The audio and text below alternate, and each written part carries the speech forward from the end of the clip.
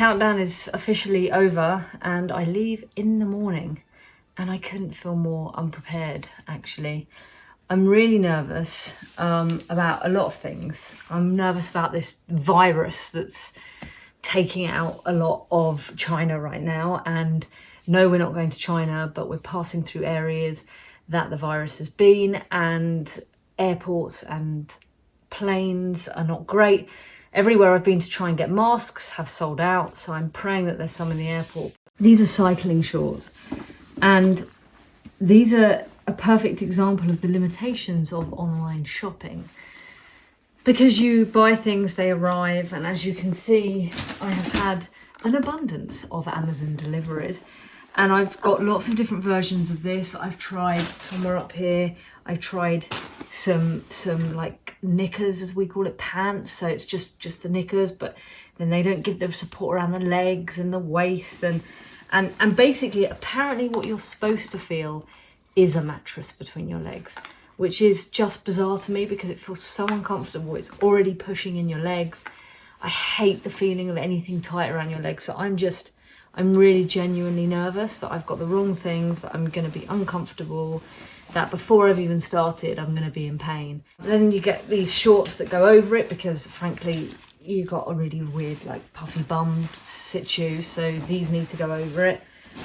What else do I have? So I had to get some gloves because when you're cycling for up to 75 kilometers a day, yes, 75 kilometers a day, you're going to get pressure, and you've got to get padding in the gloves. Also, I've had both my wrists fused, so my wrists are very sensitive and vulnerable areas, so I really want to make sure that there's good padding going through that with the bumps and everything else. Some of you who follow me may know that I had a skin cancer at the end of 2018.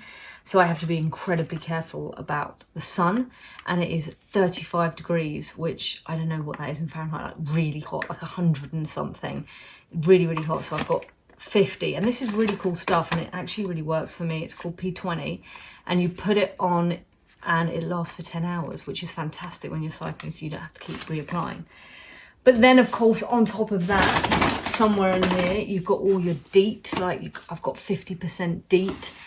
For the mosquitoes, and of course because there's mosquitoes I've got all this malaria treatment. So these are preventative pills, Malarone, and you'll see here pediatric, because I'm sure many of you can relate, but I really struggle swallowing pills, so I'm having to take so many boxes because literally I have to take 4 pills in one go for the adult dose, so that's a real annoyance. But you know, I'd much rather that than malaria. What else do we have? We've got padded socks. We've got this really cool bottle that keeps the water cold for up to 12 hours because warm water just makes me want to hurl. Chafing cream, because I don't need to go into more detail. A book, because what's travel without a book? And then I got these protein bars because it's going to be 1 billion degrees. We're basically cycling on the sun, so I couldn't have anything that would melt. So I got these crunchy peanut protein bars because I'm going to need lots of protein. I've tried lots of hydration tablets, so I'm taking a few of those, but I'm going to try these ones as Science and Sport that have become highly recommended for cycling. Pineapple mango flavour, could be a bit funky. It's got some B-vits in there. One of those a day. And then more Science and Sport, I've got all of these isogenic energy gels that I'm gonna every morning. Make sure I've got good carbs going in. What else we got? Imodium, because who wants to be cut short on a bike ride? And let's hope that won't happen. And then this is really cool. So my wife bought me this for Christmas, and it is a black and white monochrome film, kind of ready to shoot. Proper old-fashioned film camera, and I just thought it'd be really cool to just take pictures the whole trip and not know what you've got and just come back and develop it. Very excited about that. Loads of fruit pastels, because sometimes when you're cycling and you're really low on energies, you need a big hit of sugar, and I'm not sure what the sweets are like in Cambodia, and I know I like those. What do we got here? We got a whole box of protein powders, so Gold Standard Whey. At the end of each day, I'm going to be taking some protein powder so that I can give myself the best chance of healing that I can. And now I have to put it all in a case. I have to be honest with you and frank. I don't know if this is a challenge I'm going to complete, because I'm going into this injured and I'm going into it with not the most amount of training that I would have liked. It's been a really busy year. I've done what I can, but I have lots of tears that I've discussed. I've got a glute tear, I've got a labral tear, and I've got a tendon tear in my right leg. Although that sounds disastrous, actually they're really well maintained with exercise, and they don't cause me too much pain on a day-to-day basis as long as I'm engaging my muscles regularly. However, I have a meniscus tear right under in the inside of my knee here, and it is really bad at the moment. Probably the worst it's ever been. It's like the worst timing, and I've almost gone to cancel this a few times, but I haven't, because the thing that, you know, my physical therapists recommend and that I know helps is cycling. So when I'm on the bike, it actually hurts a lot less than when I'm walking. But the problem is, it really hurts when I'm walking. So I've got a brace. I'm hoping for the best. But you know what? There's no shame in giving up, because this isn't about winning. It's about trying and being part of a team that have dedicated their time and energies into raising awareness and funds for our cause. And I'm just delighted that I get to be part of that. And I hope I get to do every mile with them, every kilometre, and I get to see the end. But if I don't, that's okay too. And I'm prepared for that mentally and physically, that I may have to jump in the van. We picked this tour group, this tour operating company, and this route very carefully. It's almost completely flat. There's e-bikes, there's an emergency van that drives with us the whole time, so that if anyone in the party is struggling, they can jump in the van. And I will do that if I need to. So I'm going to take you with me every step of the way, every kilometre, every mile. You're going to get to join in with us and see what it's like, and see how my knee fares, how my bottom fares in those shorts, how we deal with the temperature, and how we deal with the challenge. And we're also going to see if we can meet some zebras while we're there in Cambodia and Vietnam. And we're planning to go and visit a hospital in Saigon and take them some details on echo, committing our promise to really trying to educate as many people as we can around the world. So thank you as ever. It's the end of January. The year is going. I don't know where. I can't believe this trip is here. So yeah. Join me in February and join me on this mammoth challenge. So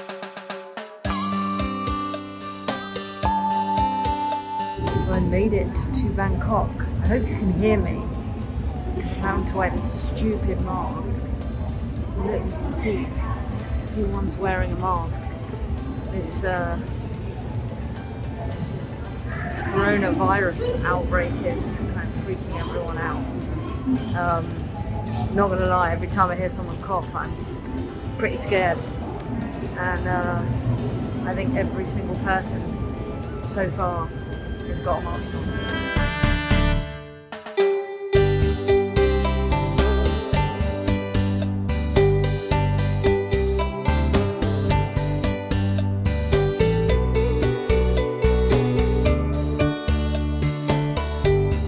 We have landed!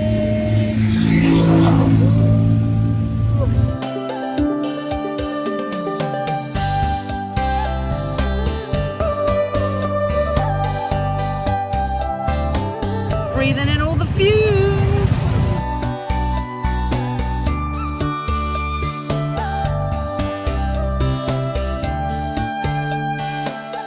Good morning from Cambodia. We are on our way to an elephant sanctuary. Woo!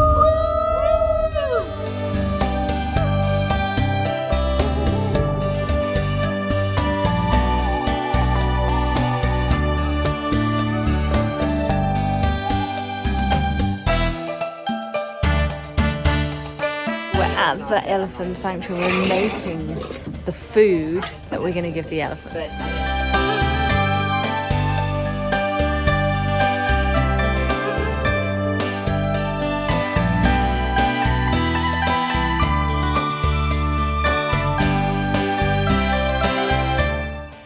beauties. Hey.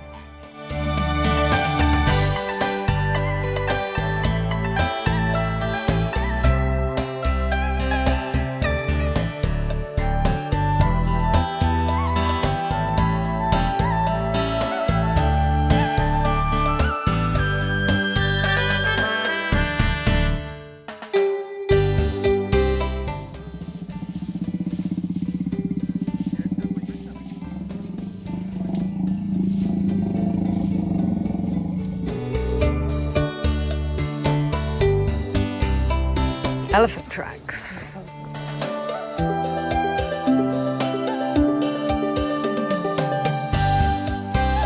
Just on a casual forest walk, following some elephants. Woohoo!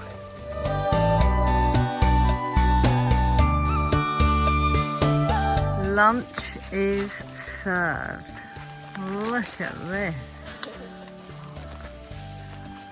Wow.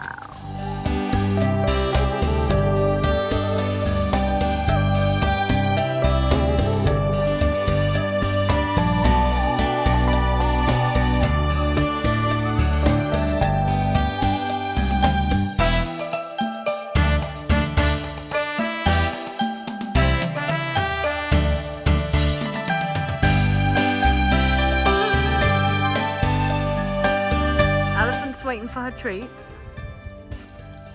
Team so making it's like treats. an elephant Kong right here. It's like elephant Kong toys.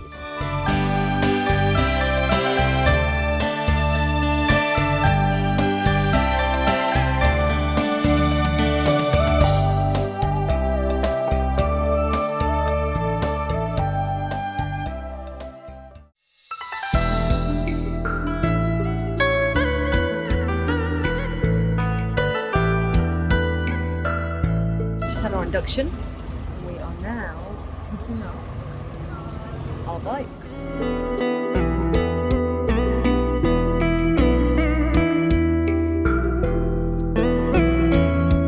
So we've got our bikes, got my helmet. Reluctantly, I hate helmets, but look, that's the face I get. So I'm wearing my helmet, got my bike. It's going to be my best buddy for the next week. And we're ready to go. We have this t-shirt that we're wearing in memory of Crystal. Yeah. Who passed away just a week or so ago from vascular EDS. So we're going to do a leg in memory of Crystal. And we've got Cecil over there sporting the official society jersey. It's like 4 something in the morning. There's a 4 in it. And for the first time in my life, I've overslept and set my alarm for what I thought was 3:30, 3:35, 3:45.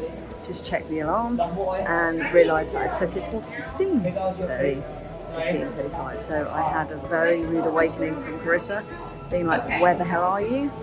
So I left my helmet in the room, my bike shoes, and I had to go back like 3 times and I'm exhausted. But we've just got to Angkor Wat before sunrise. I don't know my name, I don't know who I am or where I am. Well, I know I'm in Angkor Wat, but I am delirious. We are sitting on the steps watching Angkor Wat, which I'm going to just show you there because it's just black, so you can't see anything. And it's 5:45 a.m. Good morning. We are all a little sleepy, but very excited because over there in about 45 minutes, why did they get us up this early? Is going to be the sunrise over the oldest religious site in the world. And that is where we begin our ride.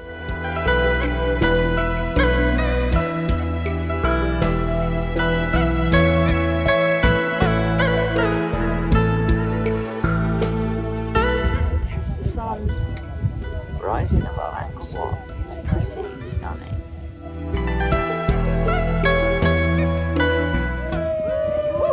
Love from Angkor Wat.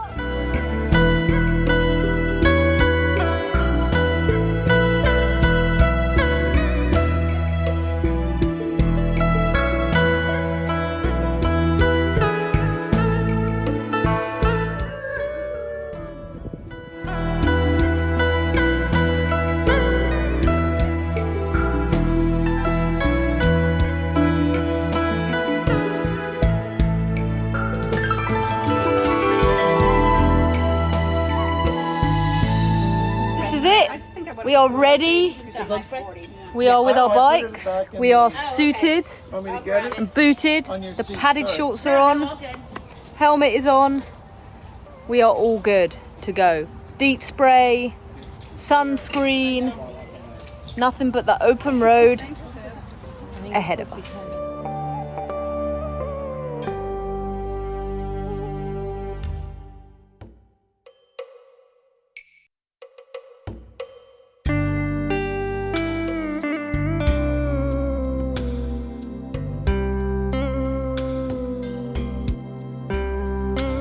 Riding through some villages, through the jungle.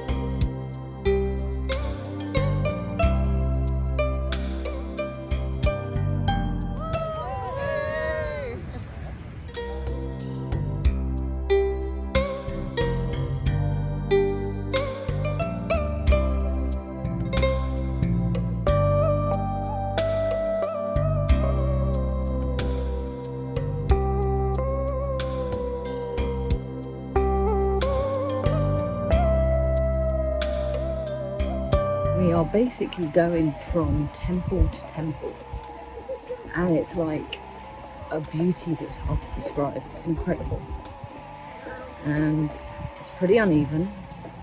We've had a few people fall. No one is injured, I'm pleased to say, but this is day one, and I think it's more of a challenge than people thought in terms of terrain. But it's incredible. It's magical.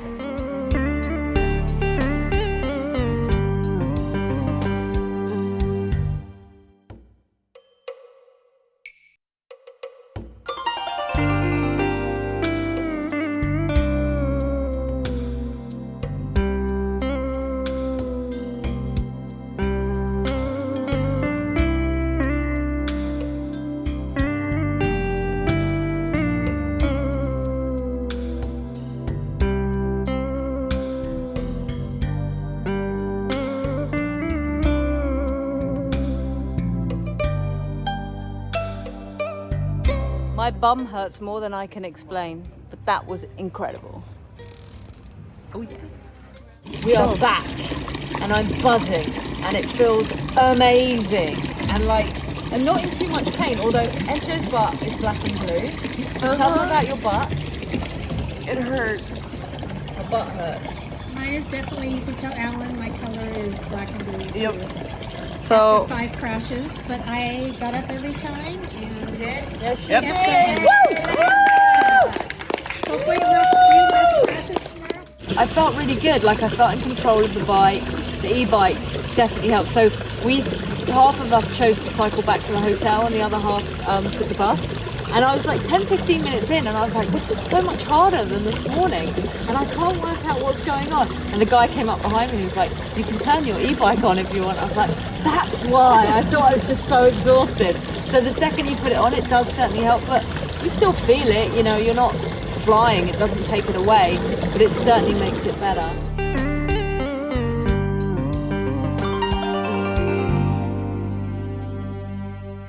We have just finished day one of my EDS challenge with 10 incredible, dedicated people that have been doing lots of training and are here trying to cycle anywhere from 30 kilometers to 75 kilometers each day for the next 8 days. And we thought it would be really nice to share with you why these people are doing this, what it means to them, and also share with you the kind of things that we're thinking about when we ride. So for every single day that we do it, we are having someone in our heads that we're thinking about. And it could be a memory of someone, it could be thinking about a group of people. But today we kicked off and we had Nancy Rogowski in our heads. I wanted to speak to one of the people on this trip here, Linda, who worked with Nancy and can tell us a little bit more about why we picked Nancy to kick off this. So Linda, tell everyone a little bit about why you decided to come on this trip. I came on this trip because I wanted a challenge at the same time of really bringing awareness to Ehlers-Danlos syndrome and HSD. And my goal is to really work on the education of healthcare professionals. I think that's an area that we can always use more education and more awareness, which will help with diagnosis and treatment. Rather than the research end is, and as a healthcare professional myself, I feel like that's really important. Amazing. And Linda's one of our star fundraisers at the moment. She's knocking us all out the park and raising an amazing amount of money. And of course, out of everyone, you knew Nancy the most. So can you tell us a little bit about Nancy, who she was and what she did? Actually a very, very close friend. Nancy started EDNF.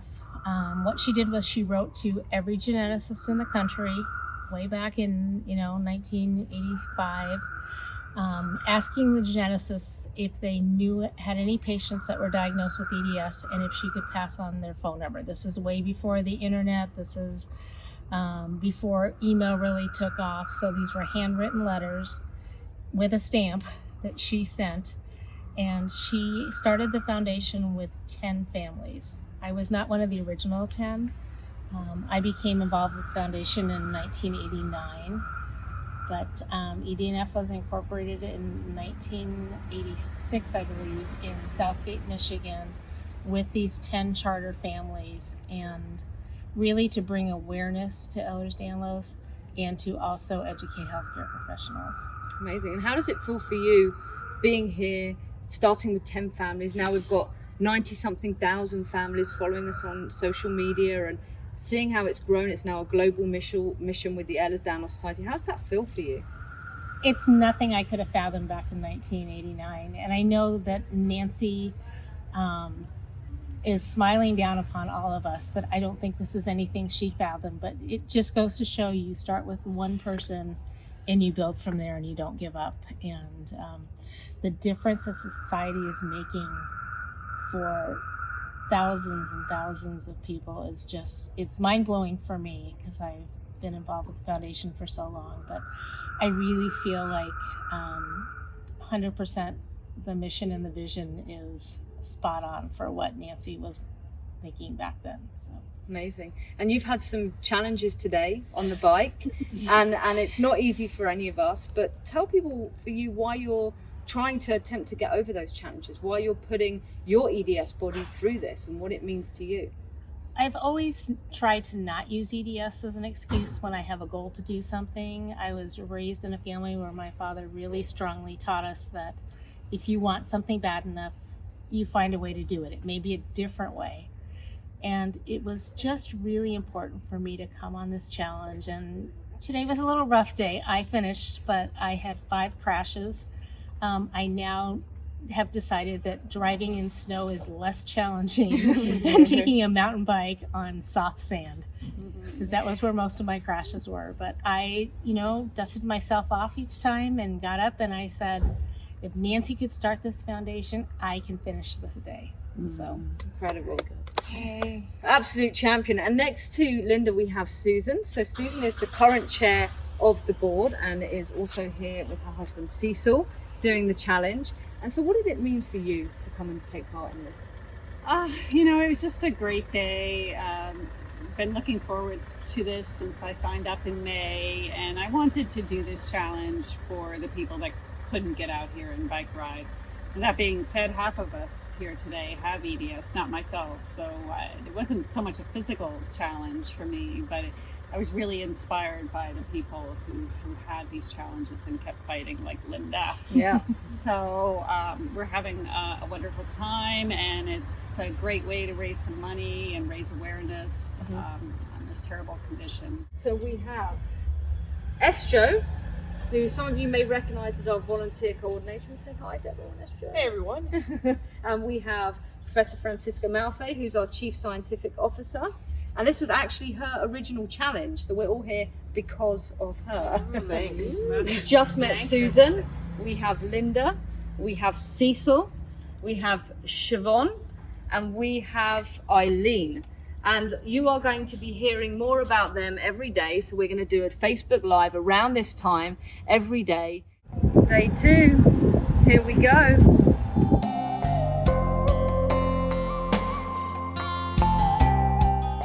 We're having a water stop.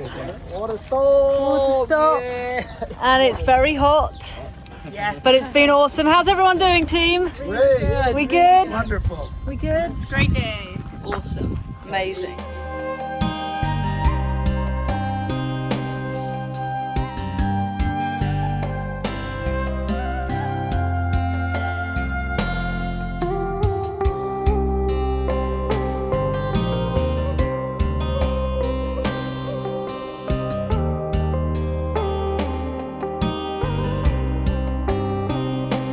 Hell of a lot of dust that blows back because we're riding on a lot of off-roading and gravel tracks. So that's just avoiding the pothole. That's quite tough on the old lungs. Contemplating maybe wearing a mask tomorrow.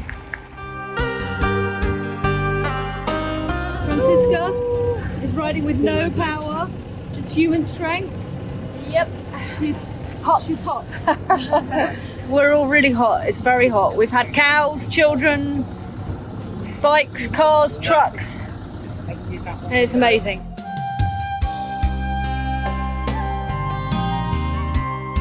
We've lost Inga.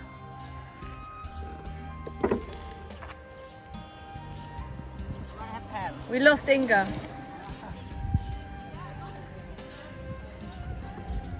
Oh, she's here. Okay.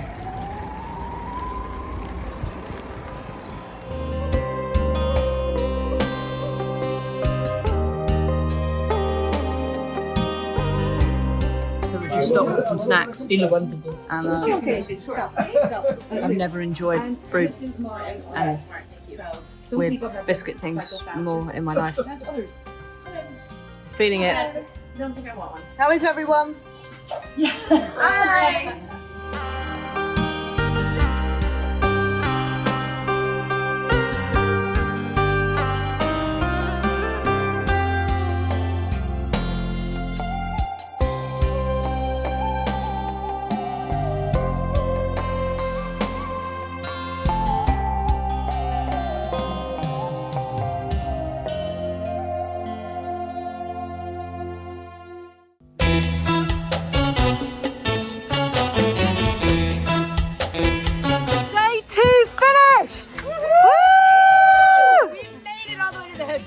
We made it back, and I'd like to just show you the state of our legs.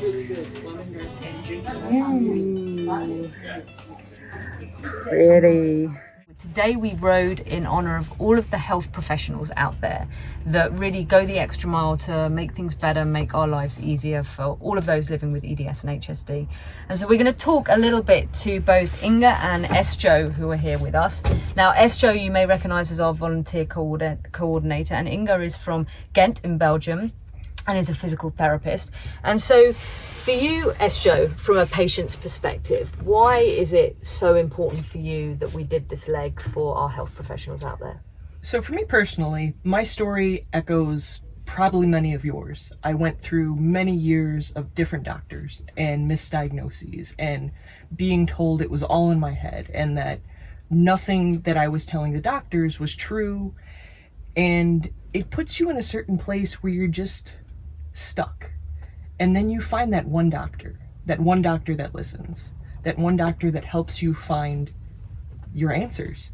And it opens your eyes, it opens your world, and it just makes the biggest difference. You finally feel heard, and there's not a price you can put on that. And Inga, from a health professional's perspective, why do you think it's so important for you to have been part of this experience? There's multiple answers to that, but mainly I'm very happy to be here with all of you because I think movement and physical therapy is such a central part of the treatment for hypomobile EDS and for other EDS types, because the healthier your body is, the stronger you are, the more your muscles will support your ligaments and your joints. But movement is not really easy for everyone to start with, so we try to adapt the movement and the sports to everyone personally, individually. For some people we just use an e-bike because it has to be supported. For some people, we have to move up or down the saddle to position the joint correctly. So I'm trying to help out as much as I can here, also with the lesions that are happening. But still, cycling is one of the best options to do, and I thought I really want to be part of this and show that movement is possible, but it has to be looked after by a healthcare professional. And do you think, from your point of view, that EDS, the awareness has increased amongst your fellow health professionals in the last few years? Around me, definitely. Thank you. Because I think I know so many physios, my friends and people I studied with, and each of them has started to know EDS, and all of them have also sort of connected to the therapists that they know. So in Belgium and around me closely, I think it has increased, definitely. For everyone that's listening that's a patient, go thank your health professionals for being the ones to look out for you, to care for you. And if you haven't found yours yet, we are working so hard to ensure that you can have access to health professionals.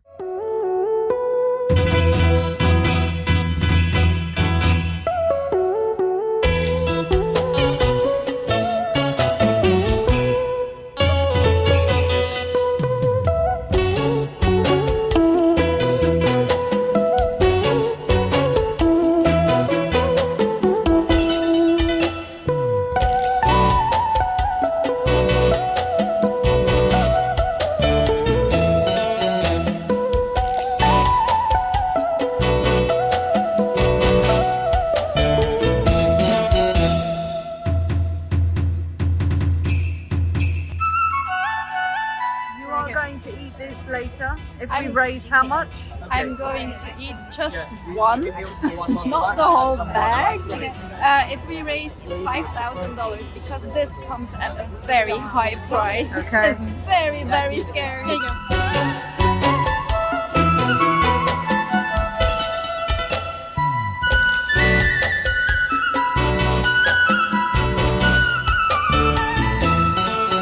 Oh, come on, Lala. You got this.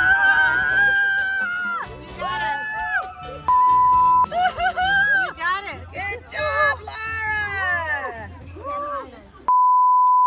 You have overcome your fear. You got this, Laura. Got it? Oh my God. Does this cost money to have it on you? Day 3, and we are getting ready to load up.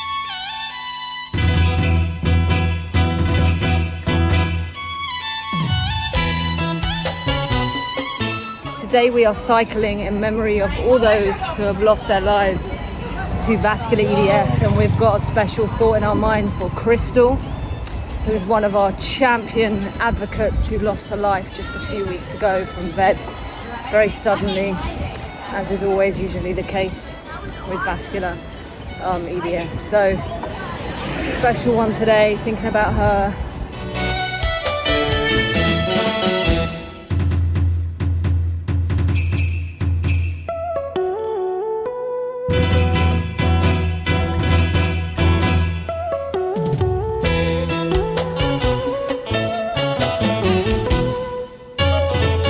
Bottom of a mountain, and there's 620 steps to get up, and I'm having to just watch everyone go up, because this for me is when pacing and knowing what's right for your body comes in. You know, it's really hard when you want to take part in everything, and I really want to see what's at the top of that mountain, but with my meniscus tear and my hip tear and my labral tear, like stairs I know kill me, and walking really hurts me too. So I'm gonna stay down here because you can't always do everything, and you know, I think that that's really important. You know, a lot of people are angry with me because I do a lot of movement and active things, but actually I do what's right for my body, and I do not do things when it hurts and when it's not right. And it's different for everyone. You know, there's people that have gone up there that haven't been cycling, and that's their choice, and that's what they do for their body. You just got to make it work for you, and whatever movement doesn't hurt too much.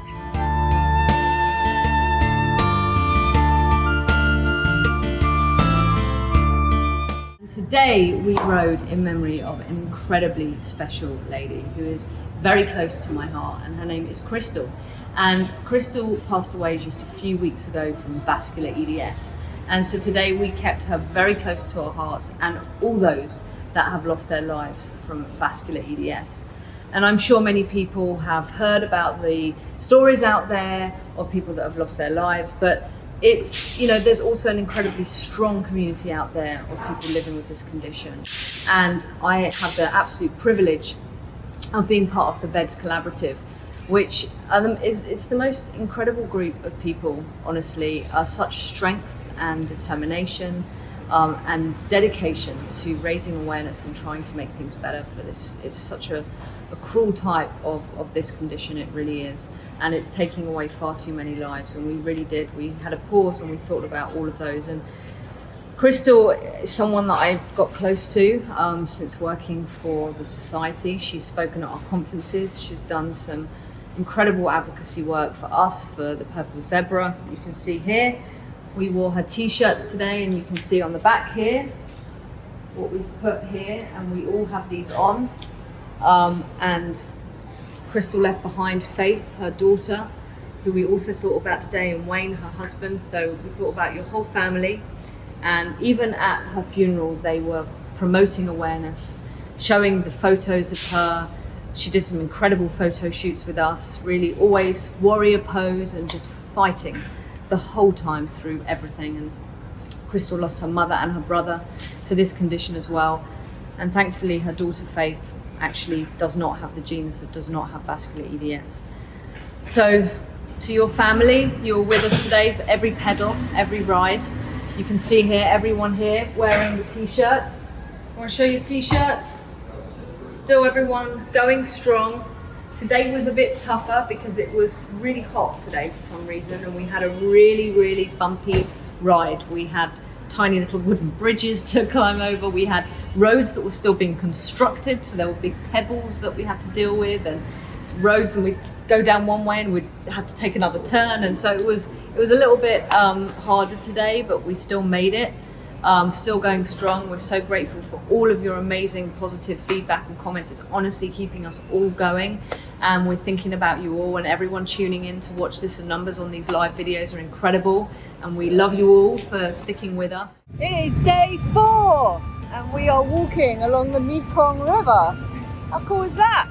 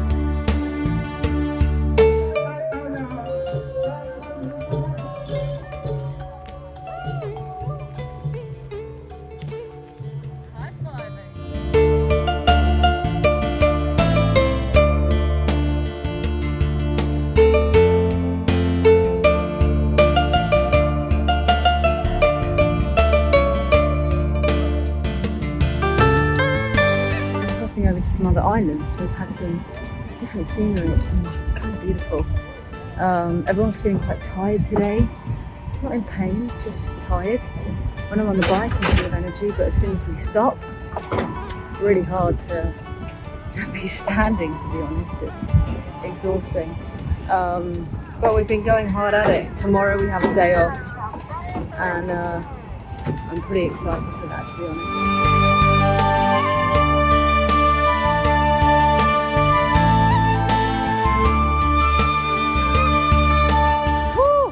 Hardest part of the trip so far. Pushing these bikes up the hill.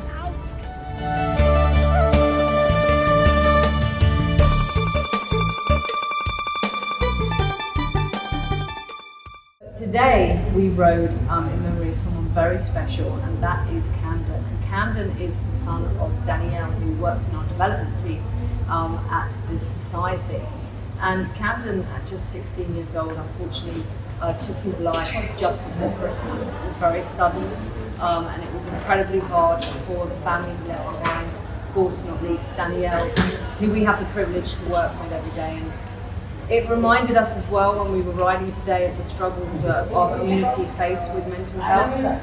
Often people have had a very long journey to their diagnosis. Some people are still not diagnosed, and that has real impacts on mental health, anxiety, depression, PTSD, being bounced from doctor to doctor, being told it's all in your head, not having that validation, and then also just being told you've got a chronic long-term rare disease with no treatment, no management, no cure, very little access to things that will make your life better is very, very hard to deal with psychologically. And we do see people taking their own lives too often in our community as well. So we thought about all of those people as well. Today was very special for us in honor of Camden. I've known Danielle for many years, and Camden had a battle much like many of us with EDS. He had his own chronic illness, having been diagnosed with leukemia as a toddler and undergoing chemotherapy. Had many illnesses and depression, anxiety, neuropathies, health concerns that continued to plague him through his life. His loss was such a devastation, not just to his family and to his friends, to all of those that are around their family that were close. It's heartbreaking to watch, and I know many of us have lost not just those in the EDS community, but in our own personal lives, and it's so important that we speak out about mental health awareness and how our physical health is very much entwined with our mental health. And we cannot ignore one just to focus on the other. Absolutely. Today was for him. We love you, Danielle. Thank you for a second. And Joe, if you could talk to us a little bit more about, from the EDS perspective, how important caring for mental health is. So that's a hard one, because EDS is such a physical issue that you often forget mental health. And also one of the hardest things that as EDSers we hear are doctors telling us that all of our problems are in our head. So we have a stigma that surrounds mental health. And it's something that I did not work on for the longest time. It's something I work on every day. And this trip is reminding me that I need to work on it. So I want you guys at home to remember that you're not alone. We're all here. You guys are at home. You may have EDS, but EDS does not have you. We're doing some great things at Society for Support. We've got virtual online support groups. We've got affiliates, so you can meet up with people in your community in person. Just start a conversation. It's hard, it's awkward, people don't want to talk about it, but it is just as important as your physical health. We're in Phnom Penh, we're on our last morning here, and I'm just casually getting my breakfast, and this lady comes up to me. Here she is, and she says, "Are you Laura Bloom?" She says, "I recognise you, I follow you on Instagram," and she is here on vacation from Australia and has EDS of all the rooftops in all the world, and we meet here. So you weren't aware of why we're here? No, I just had a quick look on Instagram to check whether or not I thought that it was the right person, and saw that you guys were here, but I wasn't aware of what you guys are here doing and the fundraising and the... Amazing. Such a small world. So we've met our first zebra out on this trip completely randomly from Australia. We are leaving Cambodia. We've got their bags packed and we are heading to Vietnam. We've got our new Vietnamese tour guide here. We're leaving So in Cambodia. We're going to miss him long time, but we're ready for a Vietnamese adventure. Last lunch in Cambodia. Next stop, Vietnam.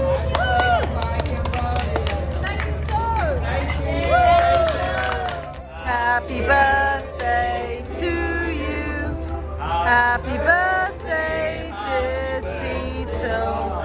Happy birthday to you. Woo!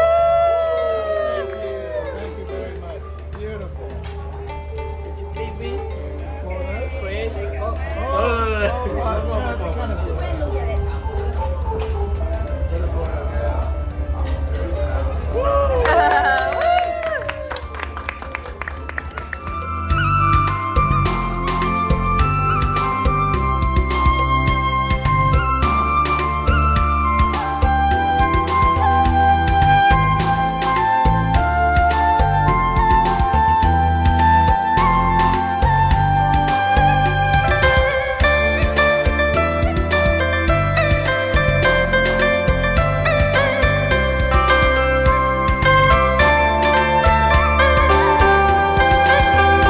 Good morning, Vietnam! We have arrived! I have been waiting to say that the whole trip. We are here, we are about to start our first ride in Vietnam, 75 kilometers.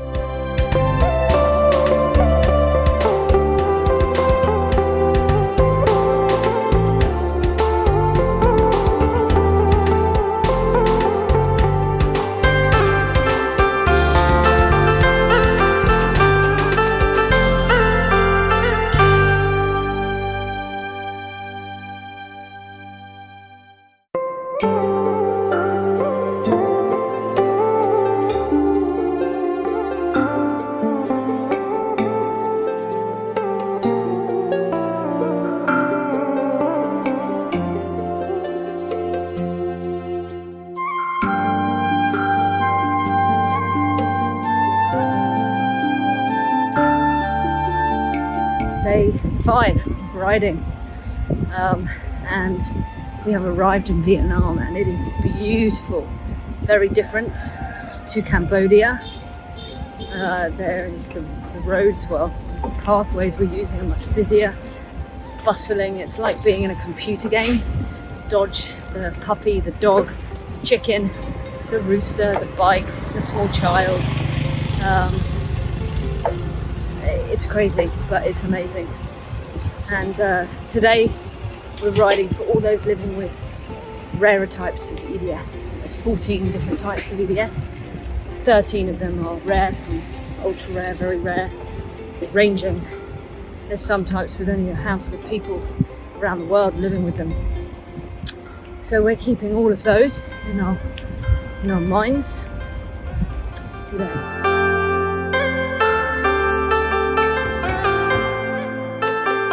Rice paddies of Vietnam. Look how green that is.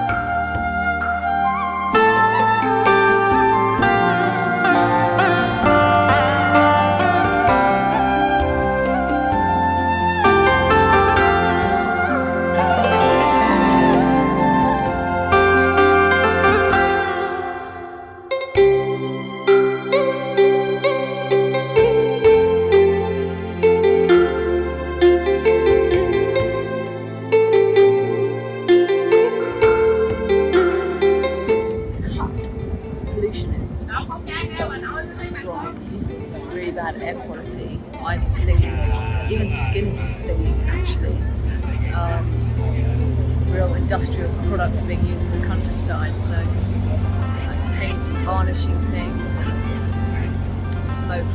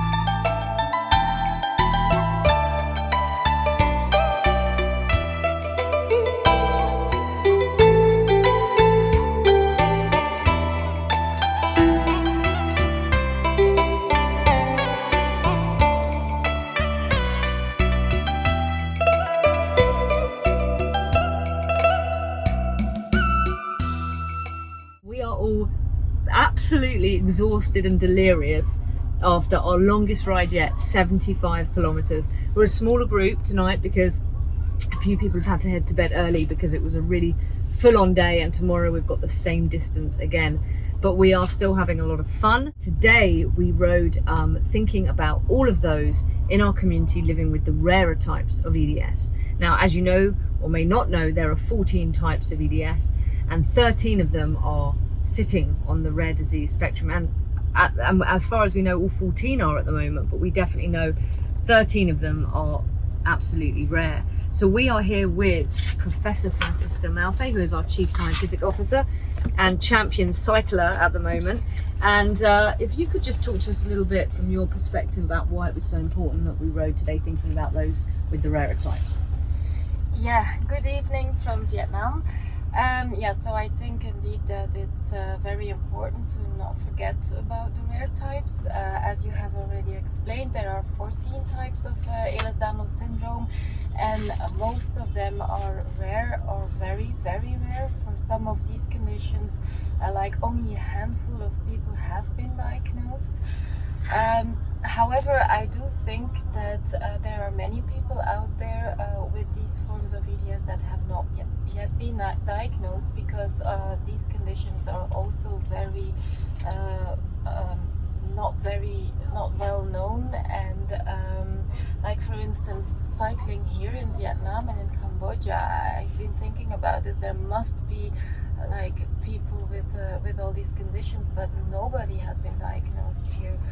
And I think it's really important to raise awareness also for these conditions, to educate doctors about how they can recognize these conditions, how they can diagnose them, but because for most of these there is a genetic diagnostic test. And also I think it's very important to do research into the pathogenesis of these conditions, because they can learn us a lot about more common hypermobility and tissue fragility. And also, of course, it is our hope that one day also for these rare conditions we would have a cure. We are currently constructing a new website that's going to be live later this year, which all of the different types of EDS are going to have their own dedicated page, resources, webinars, talks, things for people to print out, emergency cards for the emergency rooms. And so we're really building on that. We're also holding in Austria. If you could tell everyone a little bit more about that meeting we're holding in Austria. Yeah, so the beginning of May we are holding a meeting in Austria that is really dedicated to the research that is going on the rare types of EDS. So we will bring together researchers who are really doing more basic research, like on animal models or other laboratory research into how the genetic defect actually leads to all the signs and symptoms that we see in these rare conditions. And so we hope that by doing this we will also make other people, young researchers enthusiastic about these conditions, and we hope to attract people into the field and make it more attractive to work on EDS. Yeah, absolutely. And that meeting is a closed meeting for members in the rarer types group of the International Consortium. But we do have meetings available for the community this year for the rarer types. We do have our VED summer camp, which we will be opening registration in the next month, which is really exciting. And that is obviously the social side of a summer camp. We also have a whole day dedicated to education and talks from people all over the world, for both adults and children and young adults. So we're really excited to put that program out soon. And we also then have later on in the year, I think it is September, in Houston, we have a meeting for classical EDS, a day for patients and a day for professionals. So lots and lots and lots of things to look out for on our website, on our social media. So stay tuned, and thank you. We know that there are less people in our community living with these types. You are all equally as important to us and to our mission, and we are looking forward to being able to provide as much as we can to make your quality of life as good as it can be. is our last day.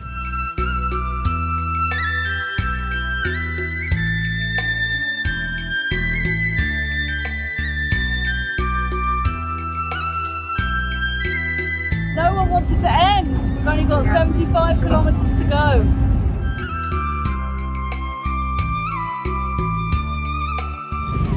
Day 6,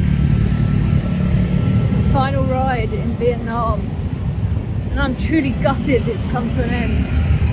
We've just started, so we've got probably another 72, 73 kilometers to go, and I'm savouring every single kilometre. Today we ride for every single member in our community that couldn't be here with us today and for this whole trip. Every type, every part of the spectrum within that type, all those with HSD and all those yet to be diagnosed. Today we are cycling for you. And you know, there's a lot of people that may have felt excluded by this challenge. And there are people that couldn't do this, but there are people that could and have. And I think there's no right and wrong way to live with this condition. And as a society, we want to provide opportunities for all parts of that spectrum. And also for our medical and health professionals to be involved in our board. This has raised a lot of money. We've raised awareness on the way. And I think from the messages of support that we have had, we've also impacted a lot of people at home and given them a hope and inspired them.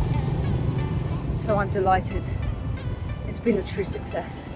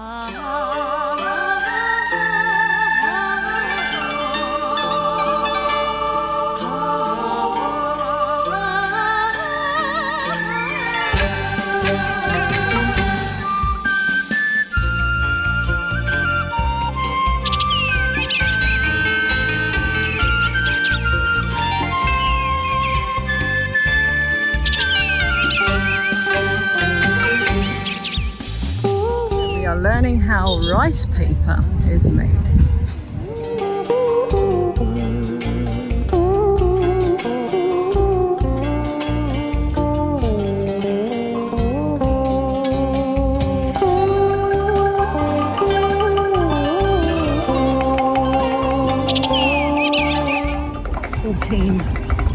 Maybe 12 now kilometers to go.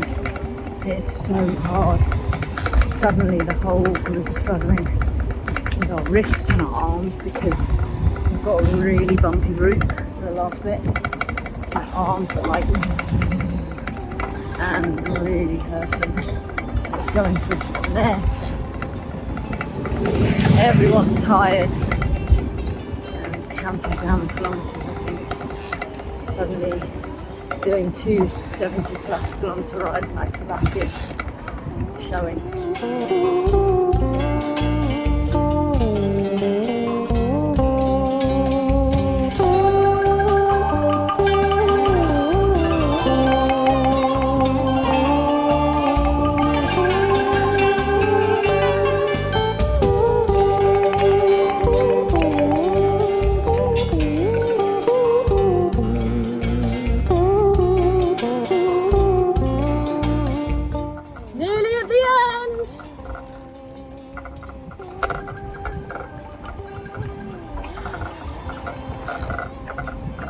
Dreaming of a shower and bed. Oh, some clean clothes. We are here! Woo! We did it! Woo!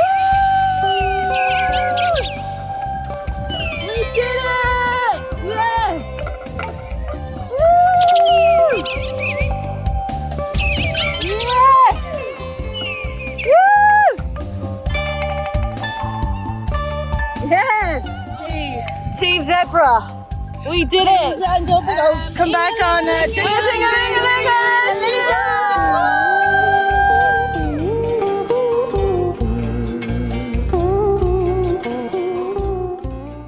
Today we rode for all of our community, for every single type of EDS, for HSD, for every single age, demographic out there, we thought of you. And it was really, really important for us to keep everyone at home in our minds while we were doing this, because a lot of people had said before, you know, why pick Cambodia and Vietnam? Why pick a bike ride? There's lots of people out there that can't ride with EDS, but there are people out there that can. And there's no right or wrong way to live with this condition. There's people that are in wheelchairs, that use crutches, that use braces, but there are people out there that do a lot of movement and exercise, and that's okay too. And we wanted to embrace that.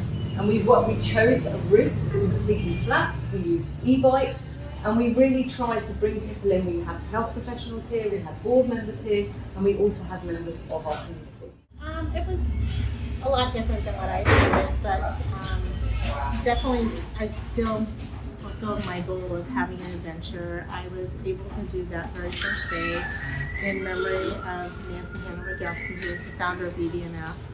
I was also able to climb a mountain, and it did curtail my bike riding for the rest of the time, but it gave me a lot of time to spend just reflecting on myself and realizing that even one day of cycling and one day of mountain climbing it was still an adventure for me, so I still felt good about it. So I have a bucket list that's now in the form of Post-it notes on my wall, and there are like about 65 of them right now. And this challenge basically met like 3 of my bucket list items. And this bucket list isn't a list of things that I have to do in my lifetime. It's just a list of things that maybe someday I can do, and something to look forward to kind of keep me going forward. And I really wanted to do like an epic, like long, like kind of endurance journey. I wanted to learn how to ride a bike. Like city cycling was on my bucket list. Spending time with Laura was on my bucket list because I saw her documentary Issues with My Tissues, and she had an attitude towards life with EDS that I really identified with, and I hadn't seen that before. And so that kind of inspired me to keep going and be my own person and take risks with EDS that are safe and fun. And I'm also super interested in Ehlers-Danlos research, and while this isn't being a lab actually conducting research, raising money for research of Ehlers-Danlos syndrome and related conditions is super important to me. And I found out about this challenge 6 months after I learned how to ride a bike for the first time. So it just seemed like, that's my attitude, is like, oh yeah, I learned how to do this, I'm gonna take it to the next, or like 5 levels up from this. Why not? The worst that could happen is I could fail, but trying is more important to me. I joked that when I do this challenge, I wouldn't get hurt on the bike aspect, I would get hurt doing something else. Well, I guess I jinxed myself. We discovered how slippery DEET and tile floors are. Had about a maybe 2-foot fall, ankle twisted, heel. Got through maybe a day and a half of cycling, and I just couldn't do it anymore. And it was really hard for the next 2 days after that. And I'm glad I had Linda with me, because we had some really good talks on the bus. And I realized that my challenge wasn't coming out here and cycling all these miles. My personal challenge was listening to my body, because I know at home I don't always listen to it. So as hard as it was to sit on the bus, this was the lesson I needed. This was my challenge. My challenge was to take care of me and not compromise my health. So while I didn't get to ride, I still had an adventure of a lifetime, and I found the lesson that I needed to learn. Coming in, I came because I was an au pair nanny 30 odd years ago, and one of my little girls has EDS, so I've been in contact with the family for many years, and so I kind of was aware, but every time I was in their company they put on a great brave face, so I didn't actually see any of the symptoms of EDS. I knew she was in pain, I knew she had been in a wheelchair, I knew she had major surgery, but I didn't really know what EDS was, and so I was dreading that question, so what's EDS? And thank God Eileen jumped in front of me in anger when someone asked what's EDS, and just as I said the name, Eileen goes, well, and she launched, didn't have to explain. And so I spent 10 days with absolutely fantastic people, and I've been inquisitive, and I've learned, and they've been sharing their stories. Some are horrific that brought me to tears, and I just look at Linda, and I look at SJO, and I look at everyone around the table, and it's amazing as to how they're getting out of the bed and actually doing this ride. I mean, we did 2 70Ks back to back, and I am full fitness. I've climbed Kilimanjaro this year, and it's like, this is mad. How are you doing it with all this pain, right? But today, actually, the guide, I was like, go zebras, and the guy says, why zebras? And I was so proud of myself, because I actually said, well, did you know that when you hear hoof beats, it's not always a horse? Like, seriously, right? It can be something else. Like, think bigger, right? And I said, that's what EDS is in a nutshell, right? Because there's so many diagnoses, it's not the obvious. And then I was even more proud because I went to the next level, like I'm just saying. I said, not every zebra has the same stripe. I don't know if you knew that. But like EDS, not every person has the same symptoms. So like the zebra is a perfect, example or motto for a mascot, I should say, for EDS. And I was able to explain that. And he went, oh yeah, and he actually was nodding. And I was like, pass the test. So we're going to employ you now. Well, it's been fantastic. It's been a lot of fun. First of all, it's a challenge, so it should be work and challenging, but it was that and so much more. I really enjoyed cycling with people that have EDS and people that don't, and seeing the beautiful countryside and meeting the people. It's been a great trip. And for you, Susan? Well, the EDS portion was the key for me, and that's why I came, but it's the people that I enjoyed the most. I loved Cambodia, I loved visiting it, and Vietnam, but the group, the spirit, the camaraderie is what I loved, and that's the memory I'll go back. Fantastic, thank you. And Francisca, how's this week been for you? Yeah, it's been a wonderful week. I think we had a fantastic experience, as we have heard. It was really wonderful sharing all these adventures with all the people around the table here. It's been a challenge for me too. I mean, I've been doing this without the e-bike, and sometimes it was hard to keep up with the other people, and so my muscles are aching right now too, and I'm really glad we did this, and I think we really raised awareness, and we had just a wonderful time together. So yes, it was a wonderful experience. Inga's also a physical therapist and has been helping the group with pains today. I had really bad muscle pains in my arms from holding the handles so tightly, and got a fantastic massage at lunch, so thank you for that. What's this week been for you? I've seen so many courageous people, especially because I've been training a bit because my boyfriend makes me train. And I can see how exercising daily can be so difficult and such a challenge, basically, especially when you're in pain. Even for me, I've got a busy job. I don't always do the exercises I'm supposed to do. So I'm very happy that, like Eileen, she's had such a difficult youth and growing up with this condition. She's just done so much effort. So I've been very surprised, basically, at what everybody's been able to do. And I've also learned a bit more for guiding my EDS patients. I think that cycling and the e-bike is probably an option that I haven't looked into as much because it's so adjustable. I mean, if there's knee problems, you can change the bike a bit to adjust your patient, and even for vascular EDS, it can be something that you can do. Because the blood pressure doesn't go up as much. So I think cycling is something that's underrated. I think many people that can't really walk very well may be able to cycle a bit supportive. So it's something we should look into a bit more, I think. So thank you again. And we are signing off for the last time. So goodbye from us in Vietnam. Bye-bye. Bye. Good night, Vietnam. Yeah.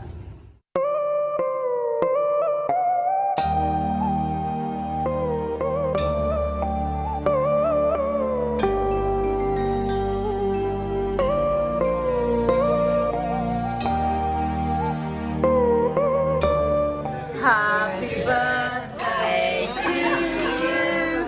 Happy birthday to you. Happy birthday, dear Francisca. Happy birthday to you.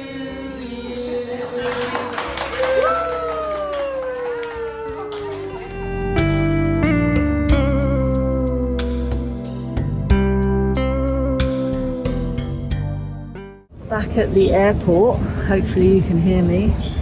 You can see behind me, everyone has one of these on. So I panicked a bit and got mine out again. I actually haven't worn it the whole trip, other than the original flight over.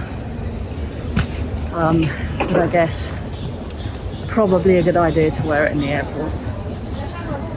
But it's time to go home.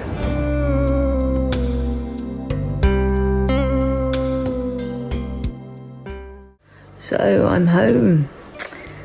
Amazingly, it's all over and it's gone past so quickly. I'm totally exhausted. The jet lag has hit me more than I thought it would. And as usual, I'm feeling it afterwards more than I felt it during. I'm not in pain. My body's just tired. I mean, understandably. I cycled 303 kilometers. Which is the most I've ever done in my life. So I'm not overly worried that I'm tired. I think everyone that took part is, and you can't underestimate what 17, 18 hours of travel does to you, especially then coming back and dealing with the jet lag. So yeah, it was an incredible adventure, and I loved every single minute of it. My highlights were just the kind of cultural explosion, the privilege of being able to ride through these, rural villages where tourists just don't ever go, and cycling past and kind of feeling the amazing temperatures and the wind in your face and not feeling the heat because the wind just balanced out perfectly, and going from village to village with everyone just shouting hello and cheering you on and happy to see you and welcoming and friendly, and just, good food and efforts being made constantly to give us a comfortable, enjoyable experience. And it was just amazing. The people were fantastic. Our group was wonderful. Everyone dealt with their own challenges and their own struggles through it. Which was, humbling to see, from Susan, Inga and Francisca using no e-bikes and that pushing them. Francisca on one day got a heat stroke and overdid it, and, from Joe and Linda not being able to do it in the way that they thought they would, and overcoming that. And it was amazing. It was amazing to meet new people, Eileen and Shivy, who were fantastic parts of the whole experience. And it's just really, really good to be home. So I hope you've enjoyed sharing this incredible journey with me through 2 countries. And we are making a little film out of it, so you will see not just this through my eyes, but through everyone's eyes that took part in this. So keep an eye out for that. And remember, to subscribe.